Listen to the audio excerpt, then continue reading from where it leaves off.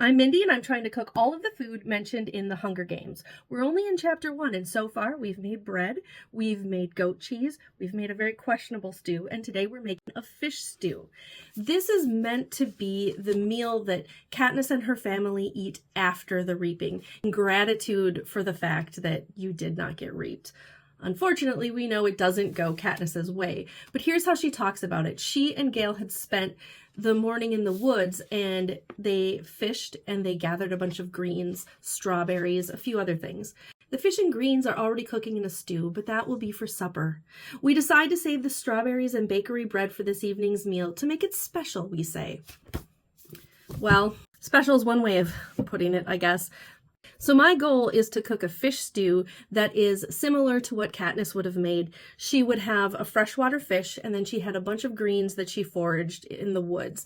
Now, it's the middle of winter in Minnesota, so I can't go out in the woods and find the same greens that you would find in the Appalachian Mountains in July.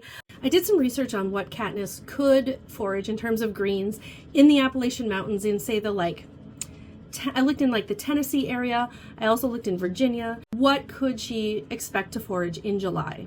Because we know that the reaping is July 4th. So ramps, dandelion, lamb's quarters, broadleaf plantain, dock, those are all greens she could expect to forage. Now, what can I buy in a grocery store in the middle of winter that could substitute for those? I ended up going with leeks, green onions, kale, and spinach. And my logic was this, that ramps are a very oniony, garlicky sort of taste, and so that's where the leeks and the green onions, they're standing in for the ramps. And then kale I always think is kind of bitter, and if you've ever eaten dandelion, which I have, dandelion is very bitter. It's so bitter that I ate it last summer and I can still taste that bitterness in my mouth. Dandelion is quite bitter. And then the spinach is to replace the lamb's quarters. I also could have gone with Swiss chard, sort of based on my research, but that's what I made my fish stew of. Surprisingly, my family loved the fish stew. My husband loves any oniony soup, and so he was right on board, and my kid ate all of the fish out of the stew. He's 6, which was a surprise, and a very good surprise. All of the recipes that I looked at for fish stew had ingredients that I just didn't think would be available. I don't know if she has access to tomatoes, but a lot of the fish stew recipes I saw were very tomato-based.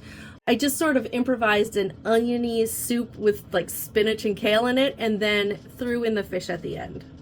Yum. So kale is good. Yeah? And there you have it. And there you have it. What are those? Are those part of the fish? Mm-hmm.